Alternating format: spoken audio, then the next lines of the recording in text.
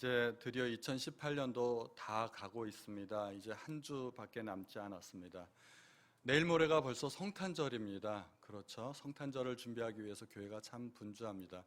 내일 모레는 성탄절, 내일은 성탄절 2부, 오늘은 성탄절 3부. 네. 그래서 제가 성탄절 메시지를 전할까 하다가 어차피 성탄절 메시지는 내일 또 듣게 되고 모레 또 성탄 예배를 드리면서 또 듣게 되니까 우리가 하던 로마서의 말씀을 같이 묵상하는 것이 좋겠다 하고서 로마서의 말씀을 준비했습니다. 제가 지난주에 말씀을 전하고 나서 일주일 내내 후회를 했습니다. 내가 왜 그런 설교를 했지? 그러고서 후회를 참 많이 했습니다. 내가 너무 율법적인 설교를 한 것은 아닌가? 나도 지키지 못하는 법을 우리 성도들에게 강요한 것은 아닐까? 그런 생각이 많이 들었습니다. 차를 운전하고서 제2외곽순환도로를 타고서 고속도로를 운전을 하는데 앞차 따라가다가 보니까 그냥 나도 모르게 120km가 나오더라고요. 과속이죠.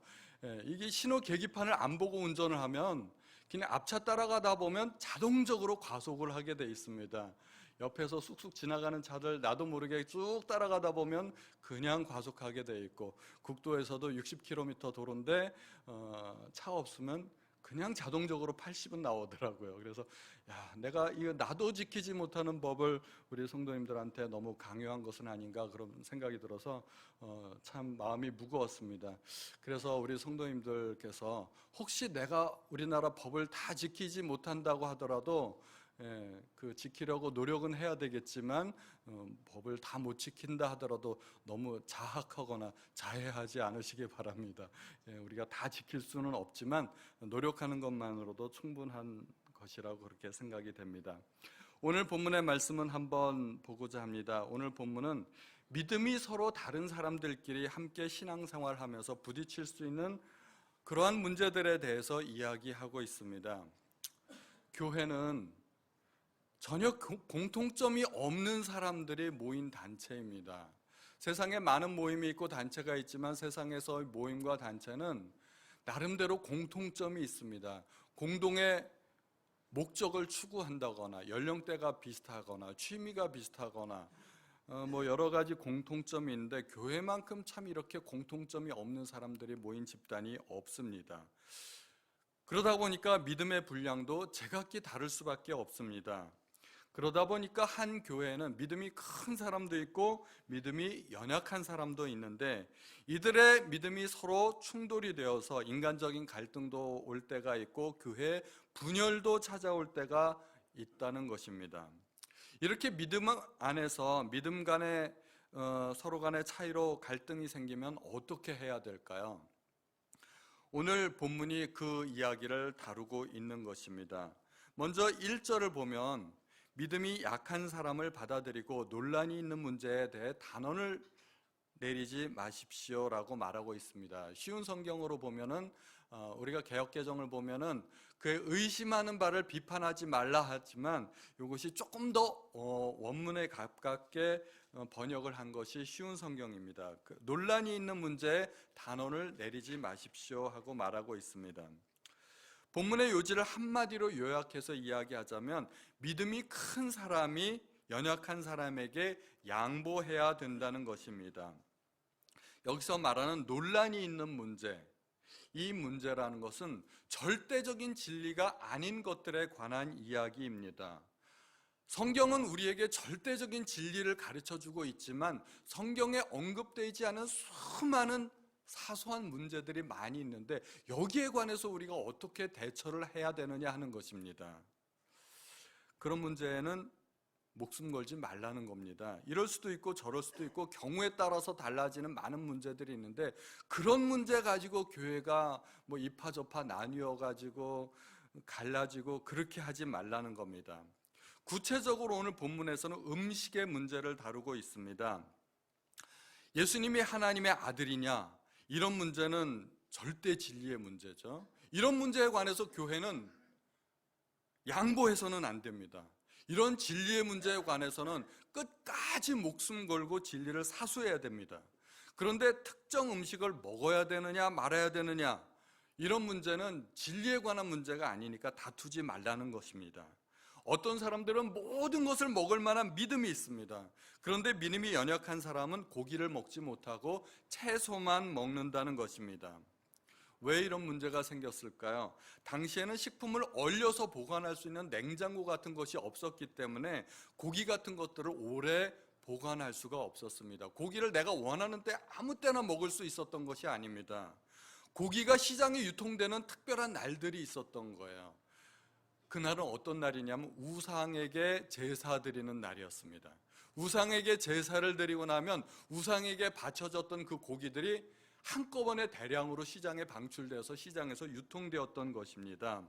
그러니까 시장에 유통되는 대부분의 고기는 우상에게 바쳐졌던 제물이기 때문에, 그러므로 고기를 먹어도 되느냐 하는 이 문제는 달리 말하자면 우상에게 바쳐졌던 제물을 과연 하나님을 믿는 사람이 먹어도 되느냐, 이런 문제가 되는 것이죠. 단순한 고기 문제가 아니라는 것입니다. 그런데 예수님께서는 음식에 관해서 어떻게 결론을 내리셨을까요? 한번 결론을 내리신 적이 있었습니다. 사람의 입으로 들어가는 것이 사람을 더럽게 하는 것이 아니라 사람의 입에서 나오는 온갖 추악하고 더러운 말들이 사람을 더럽게 한다고 결론을 내려주셨습니다. 입으로 들어가는 것이 사람을 더럽게 하는 것이 아니라는 것입니다. 바울도 뭐라고 얘기했나요? 감사함으로 받으면 버릴 것이 없다고 말했습니다. 하나님의 지으신 모든 것이 선함에 감사함으로 받으면 버릴 것이 없나니 하나님의 말씀과 기도로 거룩하여 지미니라. 하나님께서 천지를 창조하실 때 하루하루 창조가 완성될 때마다 하나님께서 하신 말씀이 있습니다. 보시기에 좋았더라. 하나님의 창조 중에 부정하거나 더러운 것이 있을 수가 없다는 것입니다. 만일 돼지가 부정한 짐승이었더라면 하나님께서 돼지를 창조하시고 뭐라고 말씀하셨을까요? 이런 실수했네. 어쩌다 저런 것이 나왔을까? 하나님께서 이렇게 말씀하셨어야 되는데 그렇게 말씀하시지 않으셨다는 것입니다. 하나님께서는 돼지를 창조하시고도 보시기에 좋았더라고 말씀하셨습니다. 그러므로 부정한 음식이 따로 있는 것이 아니라는 것입니다. 이러한 모든 사실을 알고 있으면 우리는 음식 때문에 시험에 들거나 실족할 일은 절대로 없을 것입니다. 그런데 이 당시의 상황은 오늘날과 같지 않습니다. 이 당시에는 이제 막 구약에서 신약으로 넘어가는 시기였고 아직도 구약의 율법에 매여 있는 사람들이 많았던 시기였었습니다.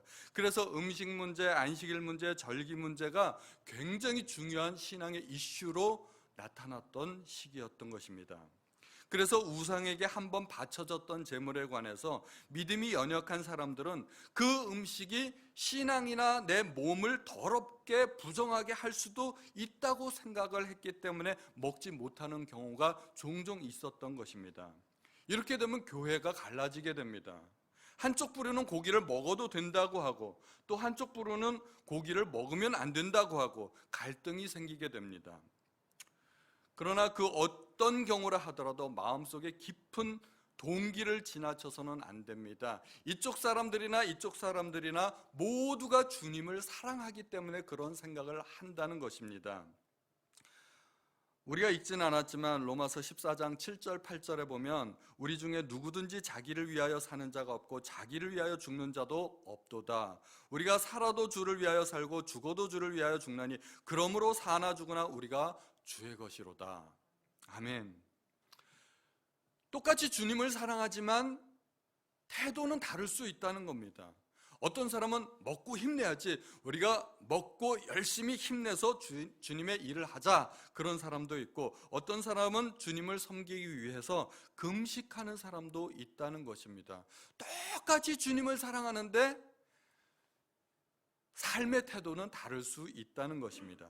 그러니까 중요한 것은 먹느냐 안 먹느냐 하는 것이 아니라 주님을 사랑하는 마음 자체가 중요하다는 것입니다. 이렇게 되면 우리가 쉽게 결론을 내릴 수가 있습니다. 주님을 사랑하는 마음의 동기가 더 중요하다는 것입니다. 그런데 이제 우리가 본문을 통해서 조금 더 깊은 내용을 한번 다뤄보고자 합니다. 죄의 문제에 관해서 생각해 보고자 합니다. 성경에는 명백하게 이것은 죄다 이렇게 지정된 것들이 있습니다. 우상숭배, 살인, 간음, 도적질 이런 것들은 분명히 죄입니다. 이것은 시대에 따라서 달라지는 게 아닙니다. 이쪽 나라 저쪽 나라 문화에 따라서 달라지는 것이 아닙니다. 그런 것들은 영원 무궁히 죄입니다. 그런데 성경에 명확하게 지정되지 않은 것들이 있다는 것입니다. 문화에 따라서 달라질 수도 있고 세대에 따라서 달라질 수 있는 것들이 있다는 것입니다. 예를 들면 어떤 물건이나 음식, 유행, 행동, 관습 이런 것들은 시대에 따라 상황에 따라 달라질 수가 있습니다. 그런 것들은 상황에 따라서 죄가 될 수 있기도 하고 그렇지 않을 수도 있습니다. 우리가 읽은 성경 본문 14절을 한번 제가 더 읽어보면 내가 주 예수님 안에 있는 사람으로서 확신하기로는 그 자체로 부정한 음식은 하나도 없습니다. 어떤 음식이 부정하다고 믿는 사람이 있다면 그 사람에게는 그 음식이 부정한 것입니다. 어떤 음식이 그 자체로 부정한 것이 없다고 했습니다. 그런데 어떤 사람이 어떤 음식이 부정하다고 믿는다면 그 사람의 믿음대로 된다는 것입니다. 실제로 그 음식이 부정하게 되고 그렇게 믿는 사람이 그 음식을 먹었을 때는 그 사람도 부정하게 된다는 것입니다. 그러니까 내가 어떤 음식을 부정하다고 생각하면서 이거 먹어도 되나 하고 의심하면서 양심의 거리낌을 가지고서 그 음식을 먹게 된다면 그 음식도 부정한 음식이 되고 그 음식을 먹는 나도 부정하게 된다는 것입니다. 14장 23절을 제가 한 번 더 읽어보겠습니다. 그러나 의심을 하면서 먹는 사람은 정죄를 받은 것입니다. 그것은 믿음에서 나온 것이 아니기 때문입니다. 믿음에서 나오지 않은 것은 다 죄입니다. 그러니까 성경에서 우리에게 제시하는 하나의 기준은 믿음이라는 것입니다. 믿음에서 나오지 않은 모든 것을 다 죄로 규정하고 있습니다. 그러므로 죄는 대단히 포괄적이고 다양하게 적용할 수 있습니다. 내 신앙 양심에 거리끼는 모든 것이 죄라고 한다면 그렇다면 우리는 이렇게 생각해 볼 수 있습니다. 신앙생활의 경지가 높아지면 높아질수록 죄의 범위가 더 넓어질 수 있지 않을까요? 그렇게 생각할 수 있습니다. 당연히 그렇게 됩니다. 신앙 수준이 높은 사람에게는 기도하지 않는 것도 죄가 될 수 있습니다. 전도하지 않는 것도 죄가 될 수 있습니다. 그래서 성경에 실제로 그런 예가 나옵니다. 사무엘 선지자는 내가 백성들을 위해서 너희들을 위해서 기도하기를 쉬는 죄를 범하지 않겠다고 그렇게 말을 하고 있습니다. 사무엘상 12장 23절에 보면 나는 너희를 위하여 기도하기를 쉬는 죄를 여호와 앞에 결단코 범치 아니하고 선하고 의로운 도로 너희를 가르치겠다고 말하고 있습니다. 사무엘 선지자는요, 백성들을 위해서 기도하기를 쉬는 것은 자기에게 있어서는 그것이 죄였던 겁니다. 그의 양심은 그만큼 하나님 앞에서 높은 경지에 이르고 있었던 것입니다. 바울은 뭐라고 얘기합니까? 내가 복음을 전할지라도 자랑할 것이 없으면 내가 부득불할 일임이라. 만일 복음을 전하지 아니하면 내게 화가 있을 것이미로라. 바울은 자기가 복음을 전하지 않는다면 나에게 화가 미칠 것이라고, 즉 그것을 바울은 죄로 생각했던 것입니다. 전도하지 않는 것을 죄악시했던 것이죠. 그래서 다니엘은 왕의 진미를 먹는 것을 죄악시하였습니다. 다니엘이 왕궁에 거하면서 왕의 진미와 포도주를 먹는 것에 대해서 누가 딴지를 걸 수 있을까요? 아무도 시비 걸 사람이 없을 겁니다. 그런데 다니엘은 스스로 그렇게 생각했던 것입니다. 물론 그 당시에는 구약시대이기도 하지만 다니엘은 스스로 신앙 양심에 따라서 내가 나를 거룩하게 하기 위해서 왕의 진미를 내가 먹지 않겠다, 그리고 포도주를 먹지 않겠다 스스로 결심했던 것입니다. 남들을 판단하기 위해서 그런 가치를 가졌던 것이 아니라 나 스스로를 거룩하게 하기 위해서 내가 왕의 진미와 포도주를 먹고 마시지 않겠다, 그렇게 생각했던 겁니다. 그래서 다니엘은 왕의 진미와 포도주를 거부했던 것입니다. 다니엘서 1장 8절에 보면 다니엘은 뜻을 정하여 왕의 음식과 그가 마시는 포도주로 자기를 더럽히지 아니하리라 하고 자기를 더럽히지 아니하도록 환관장이 구했던 것입니다. 제 생각에는 다니엘이 굳이 그렇게 안 했어도 누구 하나 다니엘을 비난하거나 책망할 사람은 아마 없었을 것입니다. 예를 들어서 페르시아의 왕비인 에스더도 왕의 음식을 같이 먹었겠죠? 누가 뭐라고 했을까요?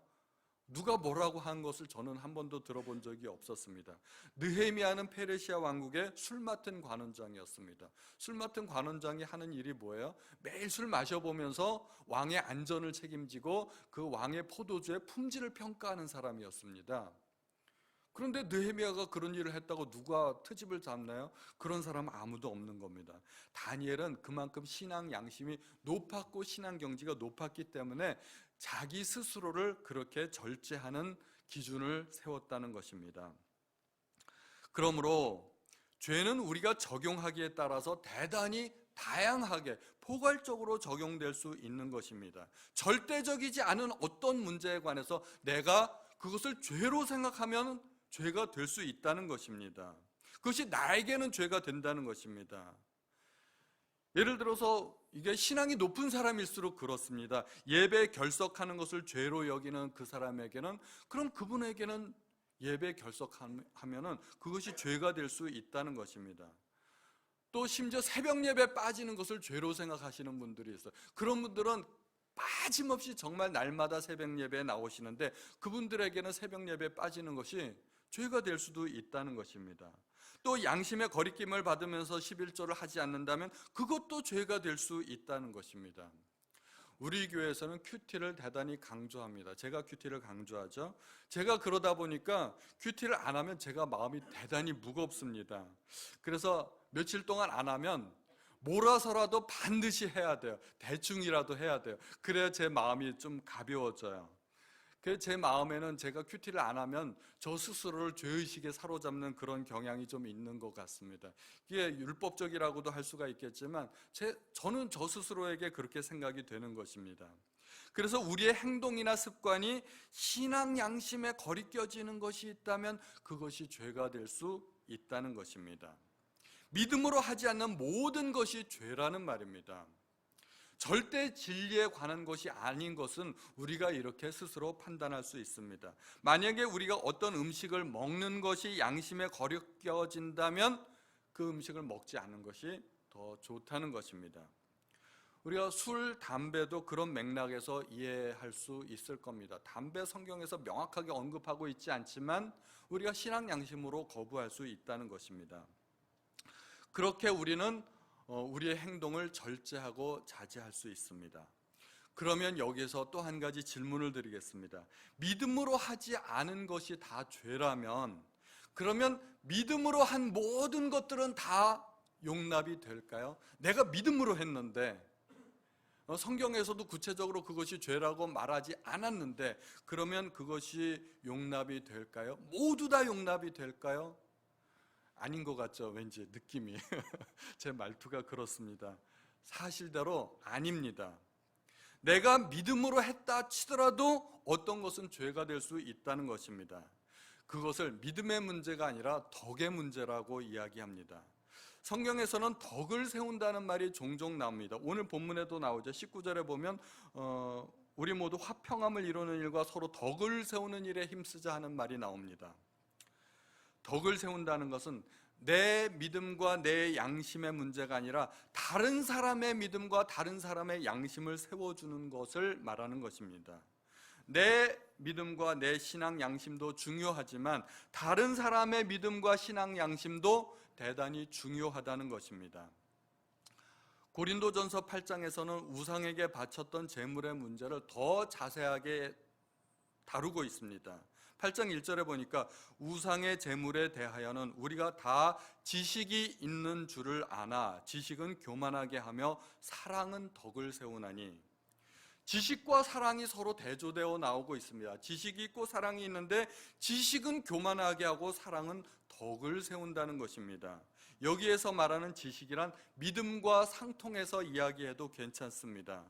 우상의 제물이라고 해서 못 먹을 이유가 없다는 것입니다. 우상은 그 자체로 아무것도 아니기 때문에 우상 앞에 잠시 갖다 놨던 음식이라고 해서 그것이 부정하게 하거나 나를 더럽게 할 수 없다는 것입니다. 우상 자체가 아무런 능력이 없기 때문에 그것은 신학적 지식, 성경 지식이라고 말할 수 있습니다. 그런데 문제는 나는 그런 믿음과 지식이 있지만 교회 안에는 그런 믿음과 지식이 없는 성도들도 있다는 것입니다. 특히 이때는, 초대교회 때는 더 그랬다는 것입니다.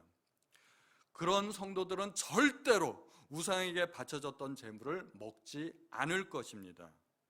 그런데 문제는 믿음이 있다는 사람들이 그런 우상에게 바쳐졌던 제물들을 마음대로 함부로 먹으면 어떻게 되느냐 하는 겁니다. 믿음이 있으니까, 지식이 있으니까, 양심의 거리낌이 없으니까 우상에게 바쳐졌던 제물을 함부로 먹으면 문제는 믿음이 약한 사람들에게서 나타납니다.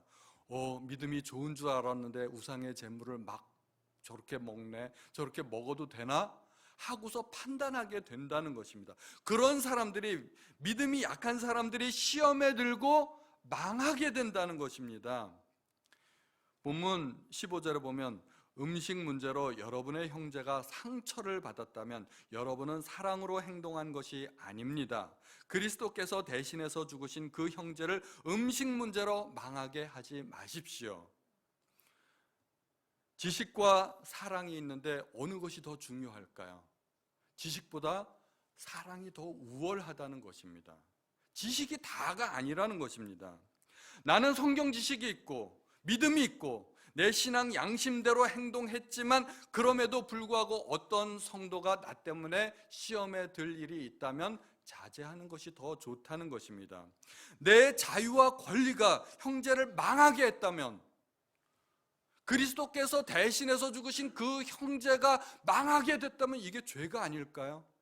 형제가 실족해 됐다면, 나 때문에 실족해 됐다면 분명하게 그것은 죄일 겁니다. 내 자유와 권리가 죄가 될 수도 있다는 것입니다. 성경에서 매우 강조하는 것이 믿음입니다. 믿음이 최고인 것처럼 그렇게 말하고 있습니다.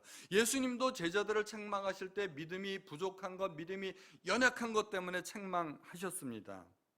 그만큼 믿음이 중요하다면 내 믿음도 중요하겠지만 다른 사람들의 믿음도 중요한 것으로 생각해야만 한다는 것입니다. 내 양심이 중요한 만큼 남의 양심도 중요한 것을 알아야 됩니다. 남의 믿음, 남의 양심을 소중히 여기는 것이 바로 덕을 세우는 것입니다. 그러므로 내가 아무리 당당하고 죄가 아니라고 주장할지라도 누군가 그것 때문에 죄의식을 갖고 실족해 되고 또 시험에 든다면 그것을 자제하는 미덕이 필요하다는 것입니다. 그것이 사랑이라는 것입니다. 고린도전서 10장 23절에 보면 모든 것이 가하나 모든 것이 유익한 것이 아니요 모든 것이 가하나 모든 것이 덕을 세우는 것이 아니라고 합니다. 다 가능합니다. 다 할 수 있습니다. 그런데 그 모든 것이 다 덕을 세우는 것이 아니라는 것입니다. 사도 바울은 채식주의자 형제들을 위해서라면 자기가 영원토록 고기를 먹지 않겠다고 말합니다. 고린도전서 8장 13절에 그러므로 만일 음식이 내 형제로 실족하게 한다면 나는 영원히 고기를 먹지 아니하여 내 형제를 실족하지 않게 하리라. 내가 고기 먹는 것보다 내 형제가 실족하지 않는 게 더 중요하다는 겁니다. 바울은 지식이 있었습니다. 믿음도 있었습니다. 그럼에도 불구하고 양보하겠다는 겁니다. 얼마나 훌륭한 자세인가요? 논쟁에서 이기는 것보다 훨씬 더 중요한 것이 양보하는 것이고 그것이 사랑이라는 것입니다. 그리고 바울은 로마 성도들에게도 똑같이 그렇게 권면하고 있습니다. 14장 21절에 보면 고기를 먹는다거나 술을 마신다거나 그 밖에 여러분의 형제를 넘어지게 하는 일은 하지 않는 것이 좋습니다. 그러므로 우리는 신앙생활을 하면서 다른 사람들의 눈치를 살펴보는 것이 중요합니다. 신앙생활은 나 혼자 하는 것이 아니기 때문에 그렇습니다. 질문 하나 해볼까요? 머리에 염색하는 것이 죄일까요? 아닐까요? 성경에는 명백하게 언급이 안 돼 있어요. 이건 어떻게 생각해야 될까요? 우리가 결정하면 됩니다. 성경에 명백하게 언급이 안 돼 있다면 죄가 아닐 가능성이 많습니다. 저는 죄가 아니라고 생각합니다. 나이가 들면 머리가 희끗희끗 흰머리도 보이고 흰머리가 부분적으로 막 나 있으면 보기도 흉해 보일 수 있어서 얼마든지 머리를 염색할 수 있습니다. 까맣게 염색할 수 있죠. 그런데 그걸 가지고 절대적으로 죄가 아니라고 단정적으로 지어서 말해서는 안 된다는 겁니다.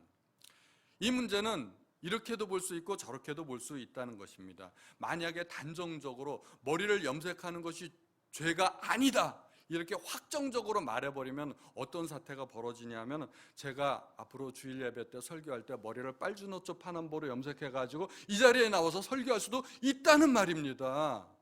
죄가 아니니까 나 그렇게 해도 돼요. 자유가 있고 권리가 있는데 그거 보고 뭐라고 하지 말라는 겁니다. 그러면은 저의 그러한 자세가 과연 옳은 자세냐 하는 겁니다. 아니, 담임 목사가 주일 예배에 나와서 설교를 하는데 보니까 머리는 빨주노초 파남보로 염색을 하고 귀걸이하고 코에는 피어싱하고 찢어진 청바지 입고 슬리퍼 찍찍 끌고 나와가지고 이렇게 설교를 하는데, 저는 제 자유와 권리를 사용했는데 우리 교회 처음 나오신 성도님들께서 그 모습을 보셨어요. 뭐라고 생각할까요? 아, 이 교회는 그리스도께서 주신 자유가 있구나, 참 좋은 교회다, 이렇게 생각할까요? 제 생각에는 그렇게 생각 안 할 것 같아요. 무슨 목사가 저래? 아니, 무슨 교회가 이 모양이야? 이렇게 생각하지 않을까요? 그분들이 다음 주에 예배 나올까요? 틀림없이 안 나올 겁니다. 실족해서 안 나올 겁니다. 그러니까 제가 아무리 그것은 죄가 아니라고 설득하고 주장해도 그것 때문에 실족하는 성도가 있다면 그거는 죄가 될 수 있다는 겁니다. 그러니까 머리 염색하는 문제 가지고 이걸 절대적인 진리화 해가지고 죄다 아니다 이렇게 논하지 말라는 겁니다. 죄가 안 될 수도 있고 될 수도 있고. 그렇기 때문에 우리가 주일에 가장 정숙하고 단정한 모습으로 정장을 하고 예배를 드리는 것은 첫째로 하나님을 위한 것이고, 둘째로 나 자신을 위한 것이지만, 셋째로 역시 다른 사람을 위해서도 필요하다는 것입니다. 덕을 세우기 위해서. 평소 때는 지저분하게 지내는 사람이 주일날 목욕 재개하고 단정하게 정장 입고 나오는 것을 위선이라고 할 수 있을까요? 그거는 위선이나 외식이 아닙니다. 외식은 금식할 때 티내고 구제할 때 나팔 부는 거, 그런 것이 외식이고 위선이지, 하나님 앞에 단정하게 자신을 가꾸는 것은 위선이라고 볼 수 없다는 것입니다. 그래서 행여나 양심에 거리끼거나 다른 사람에게 덕이 되지 않을 때는 절제하는 것이 좋다는 것입니다.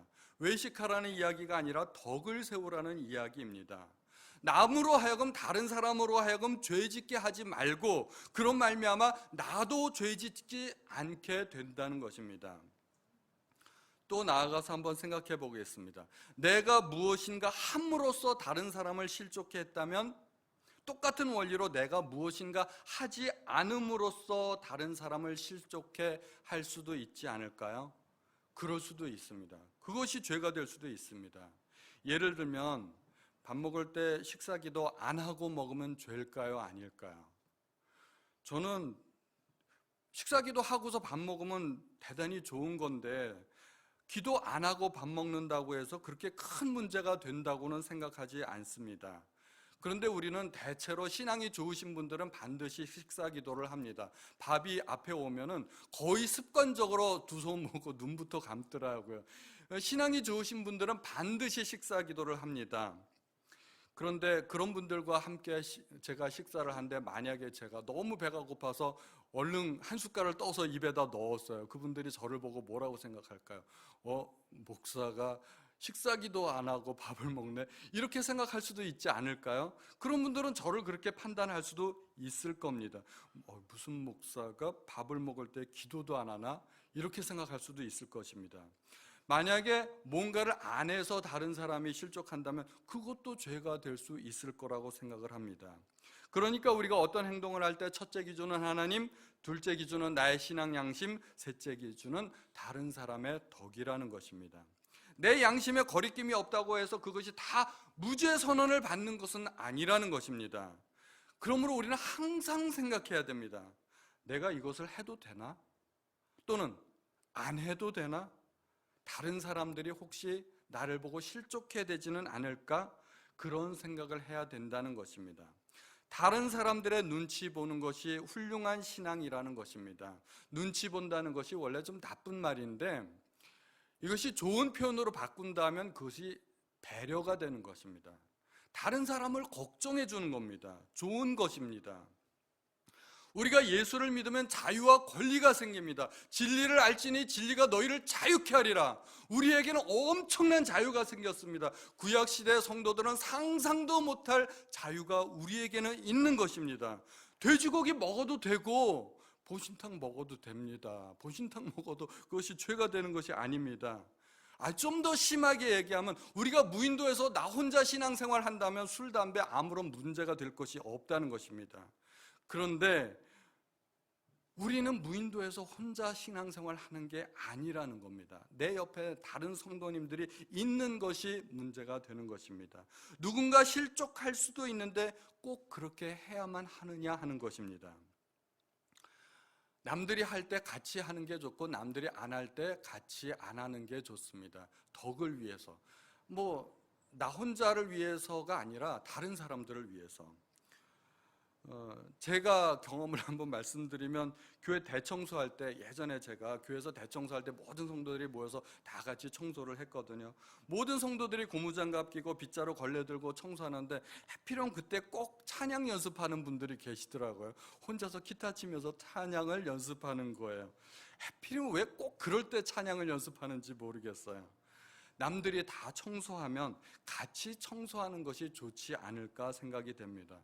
찬양 연습하는 게 나쁜가요? 하나도 나쁘지 않습니다. 그런데 때와 장소를 가려서 하는 것이 덕을 세우는데 좋다고 하는 것입니다. 남들 다 하는데 나 혼자 안 하면 그것 때문에 다른 사람들이 실족할 수도 있다는 것입니다. 물론 그것이 자유고 권리라고 주장을 한다면 그것은 맞습니다. 그런데 그 자유와 권리가 때로는 다른 사람들로 하여금 실족해 할 수 있고 죄가 될 수도 있다는 것입니다. 그래서 바울은 자기의 권리 포기를 자랑하고 있습니다. 고린도전서 9장 18절에 보면 그런즉 내 상이 무엇이냐? 내가 복음을 전할 때 값없이 전하고 복음으로 말미암아 내게 있는 권리를 다 쓰지 아니하는 이것이로다.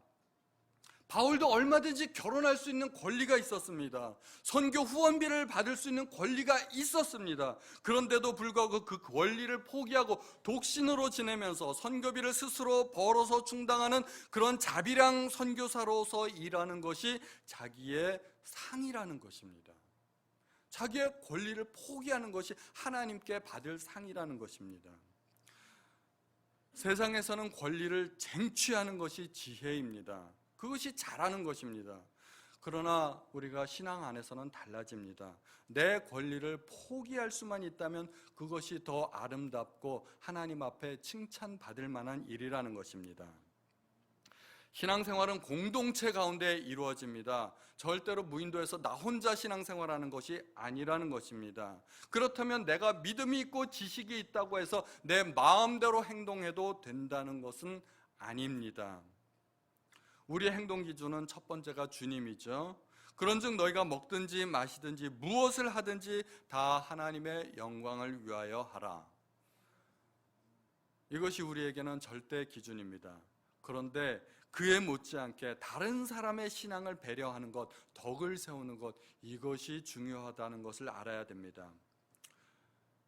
우리가 읽은 13절의 말씀을 보면 그런즉 다른 사람에 대해 심판하지 맙시다. 우리가 더욱 힘쓸 것은 형제의 길에 그를 넘어지게 하는 것이나 장애물을 놓지 않겠다고 결심하는 일입니다. 다른 사람을 넘어지게 하지 않았으면 좋겠습니다. 교회가 세상 가운데서 손가락질 받는 이유는 하나님을 사랑하지 않아서가 아닙니다. 우리는 너무너무 하나님을 사랑해요. 그 하나님을 사랑한다는 그것 때문에 우리는 너무 무절제하게 행동하는 경우가 많다는 것입니다. 하나님은 너무너무 사랑하는데 이웃에 대한 배려가 부족하기 때문에 욕을 먹고 손가락질을 받게 되는 것입니다. 우리 성도종교회는 하나님을 사랑하는 만큼 이웃도 사랑하는 훌륭한 성도님들 되시기를 예수님의 이름으로 축원드립니다. 하나님이 우리를 어떻게 사랑하셨는지를 알고 그 사랑으로서 우리가 서로 성도를 사랑하고 세상 가운데 사랑을 실천하시기 바랍니다. 찬송가 294장입니다. 하나님은 외아들을 주시는 데까지 세상 사람 사랑하니 참 사랑이로다. 그 사랑이 우리의 사랑이 되시기를 바랍니다.